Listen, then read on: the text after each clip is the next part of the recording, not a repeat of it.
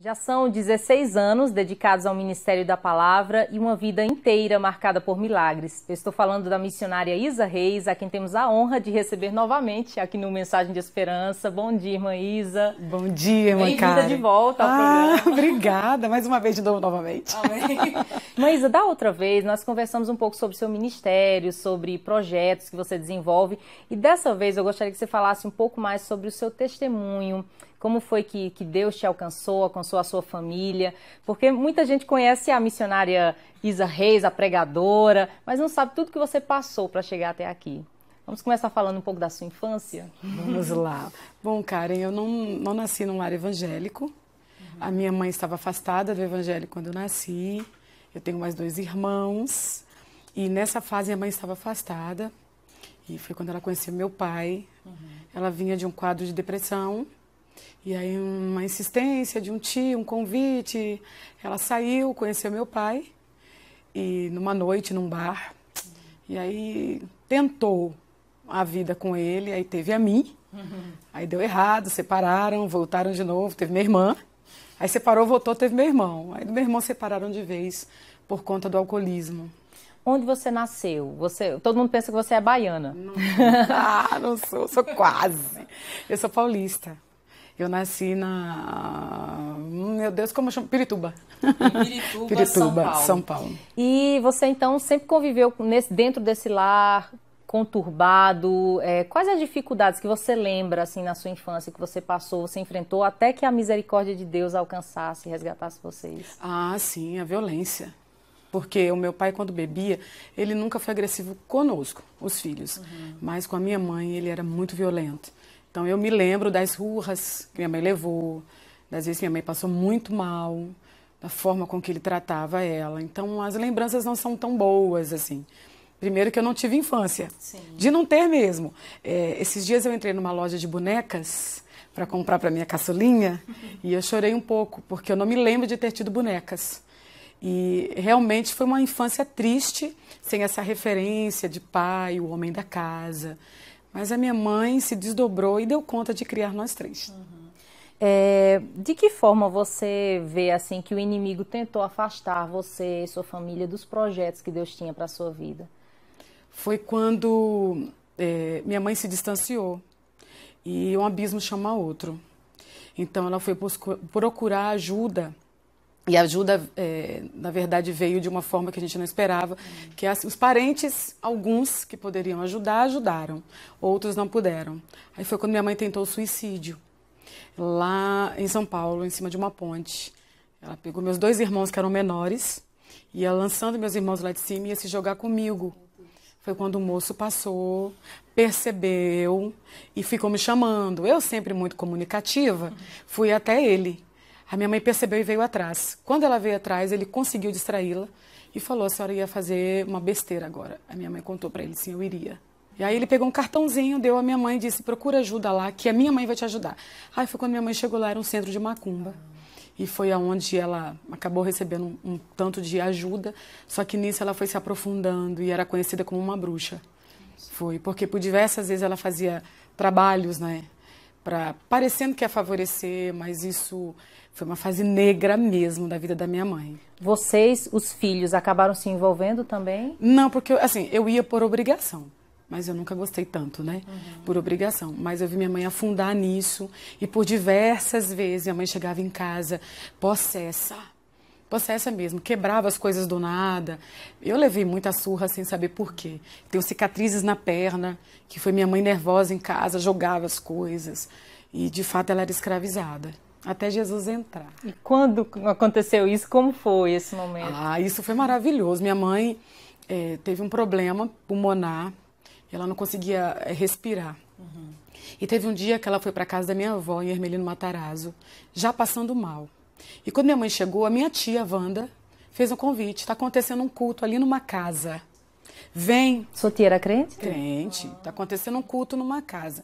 Vamos, você está tanto tempo afastado do evangelho e tal. Aquela conversa assim, você precisa de Jesus. E ela foi. E por incrível que pareça, quando minha mãe chegou na porta, o irmão que estava dirigindo o culto parou tudo e disse: Deus falou para mim que hoje o diabo ia matar essa mulher, mas nós vamos orar. E quando começou a orar pela minha mãe, ela caiu possessa de demônios, expulsou todos em nome de Jesus. Minha mãe ficou liberta. Na hora que ela levantou, estava sóbria, o apelo. Quer voltar para Jesus? E depois de tantos anos afastada, minha mãe retornou. E o incrível foi que quando acabou o culto, a ladeira que ela desceu, por conta da dificuldade de respirar, desceu devagar. Quando acabou o culto, ela subiu correndo. Foi mesmo, curada. Transformada, liberta. Liberta. Curada. E quando ela chegou na casa da minha avó, disse, eu estou bem, vou voltar para casa. E foi quando minha mãe voltou para casa, ela estava chegando na escada de casa, a mãe de santo chegou junto. E disse, seu guia mandou você fazer hoje um despacho, porque senão você vai morrer. Aí minha mãe lembrou do que Deus usou o irmão lá na casa e disse, Deus já falou comigo hoje, eu já voltei para Jesus, acabou aqui. E graças a Deus, nunca mais. Amém. Minha mãe se afastou de Cristo, totalmente restaurada, uma nova criatura. E o incrível, minha mãe falava uma frase e um palavrão. Era toda destemperada, muito nervosa. Quem conhece minha mãe hoje? É só glória a Deus, Deus é bom, Jesus é bom. Amém. Quando sua mãe voltou, vocês também voltaram a caminhar, a ir para a igreja? Não, eu, dos 13 aos 16 anos, era uma adolescente bem rebelde. Eu gostava de ir para noite, para bailes. Eu nunca me envolvi com drogas, que na verdade eu comentava essa semana, foi um grande livramento. Porque eu cheguei para uma festa, meus amigos eram todos mais velhos do que eu. Eu tinha 13, meus amigos tinham 25, 30. E foi num desses momentos de festa que alguém entrou na roda onde nós estávamos, com uma porção de drogas. E perguntou, e aí, já usou? Eu era tão inocente quanto a isso, que eu usou o quê? E minha amiga, Isa, isso é droga. Eu disse, não quero isso.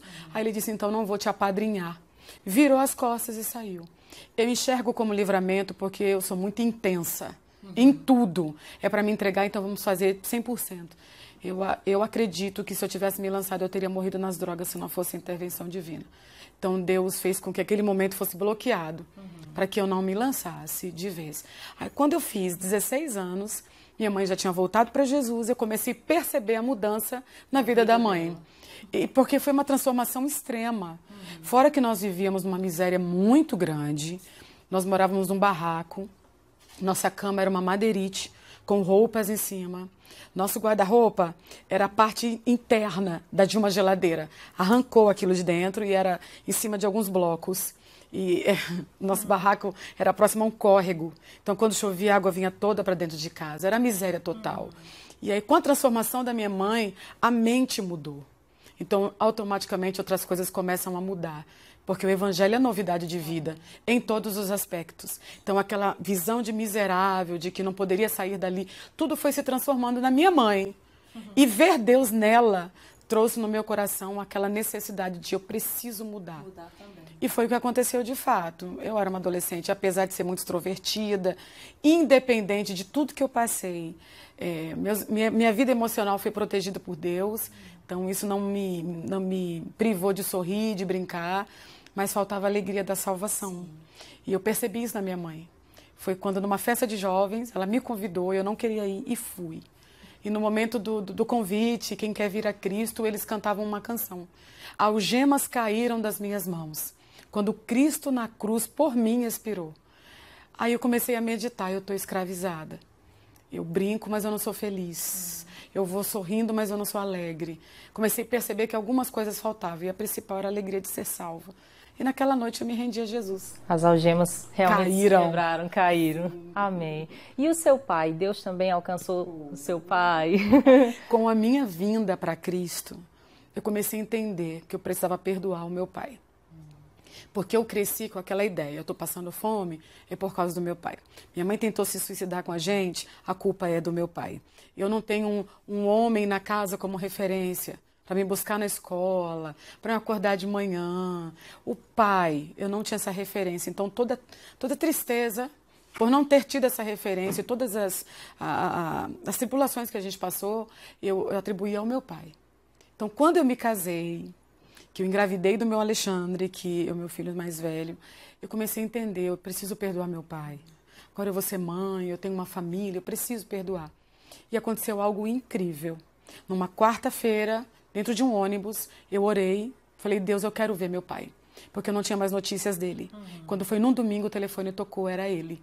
Disse, olha, eu estou indo a São Paulo, quero ver você. E eu fiquei super feliz, arrumei um cômodo lá de casa, mobiliei e recebi meu pai. Na primeira semana ele estava maravilhoso. Não bebeu, sorriu com a gente, mas aí teve um dia que ele bebeu. E quando ele bebeu na mesa, meu esposo perguntou a ele por que ele havia bebido. E aí ele disse, eu bebi porque eu gosto de beber. Quando ele tocou nesse assunto, eu percebi que eu não havia perdoado ele. Porque quando ele começou a falar da bebida, ele começou a falar da bebida, dizendo, bebia porque eu gostava de beber. Aí eu levantei da mesa e comecei a falar tudo que estava dentro de mim. Foi consciente que você destruiu minha infância, foi consciente que você destruiu nossa família, e eu comecei a falar tudo. E eu me lembro que ele levantou, saiu da mesa e me disse, eu sabia que um dia eu ouviria tudo isso. Aquele momento de conflito foi o momento da cura, porque eu coloquei tudo para fora. E falei coisas que eu me arrependi depois, mas acabei falando, não é? No outro dia ele foi embora, eu não vi mais meu pai. Alguns meses depois ele ligou para minha avó e me mandou um recado. E esse recado foi o ponto para me fazer acordar. Ele disse, eu não quero ver mais a Isa. Avisa para ela que eu só quero ver ela no juízo final. A palavra juízo final me trouxe a consciência. Eu disse, o pior, que se eu continuar ressentida, com ódio, é onde eu vou parar. No juízo final. E não é isso que eu quero, não é isso que Deus quer pra gente. Aí eu fui orar. Sobrevivi, o Senhor me deu família, me fez uma mulher digna, então acabou aqui. Orei, chorei, levantei restaurado, o telefone tocou de Recife, para me ministrar lá. Quando o telefone tocou, eu perguntei para a irmã, Cabo de Santo Agostinho é perto? Ela disse, é 10 minutos da igreja. Eu disse, é aí mesmo que eu vou. Que era onde seu pai Meu morava? pai mora. Ah, ele mora? Mora. Fui atrás do meu pai, cuidei dele, protegi ele em algumas áreas, comecei a cuidar dele, sem precisar dar discurso algum. Meu amor, meu perdão foi o suficiente.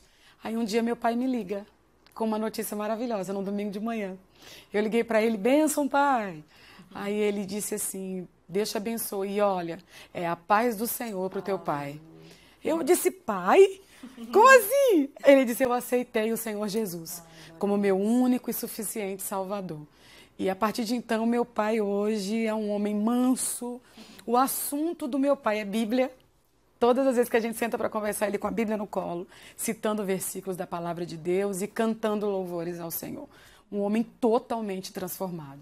Meu perdão foi libertador para ele, porque quem salva é Jesus, né? Amém. E hoje Deus te deu uma família linda, um lar abençoado. Você hoje vive, né, realmente o lar que Deus deseja para todo ser humano, não é mesmo? É verdade. Tenho 3 filhos, o Alexandre, o Gabriel e a Isadora, que é uma promessa antiga.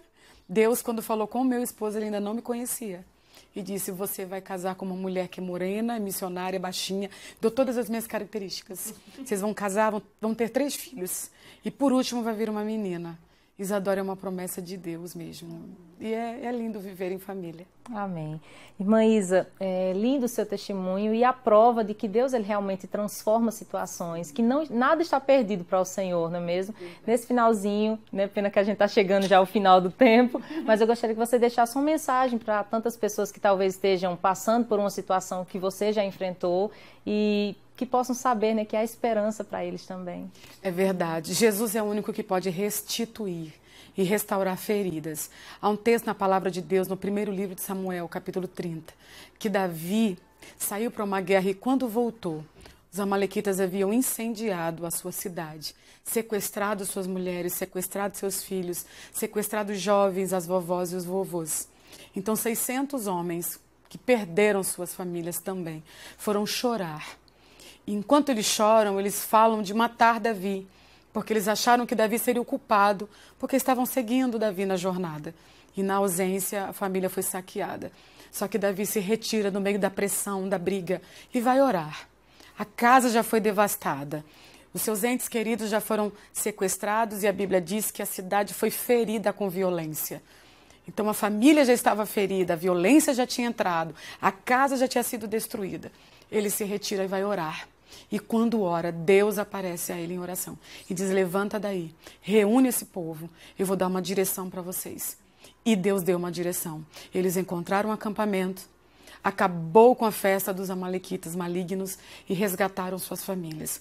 O que eu quero lhe dizer é que talvez o inimigo tenha ferido a sua casa com a prostituição, com as drogas, com o álcool, com desavenças. Mas em oração, conversando com Deus, a direção veio do céu e a solução veio também. A festa do inimigo acabou, porque as mulheres foram livres, as crianças foram livres, os vovôs e as vovós foram livres. E é essa palavra que eu quero abençoar a sua casa. Não importa quem está preso e onde estiver, Jesus tem poder para libertar. Busque a Deus em oração. Procure uma igreja. Procure alguém que pregue a você, que te instrua diante da palavra de Deus. Pode ter certeza, essa festa vai acabar. Jesus não tem aventura, Jesus tem família para você. Você ainda vai ter uma casa para chamar de lar. Não importa o que foi destruído, Deus tem poder para restaurar. Amém. Irmã Isa, faça uma oração por nós. Faço.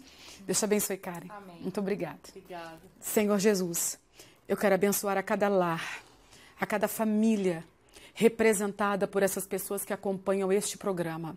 O Senhor é Deus de perto e também Deus de longe. Alcança agora cada família que está em conflito, áreas que foram devastadas. O Senhor tem poder para restaurar. Deus, como a mim, que o álcool tentou destruir a minha infância, a violência tentou ferir a minha inocência, mas o Senhor foi bom, restaurou a minha sorte e hoje eu vivo como quem sonha. Faz isso na vida de quem está do outro lado dessa tela.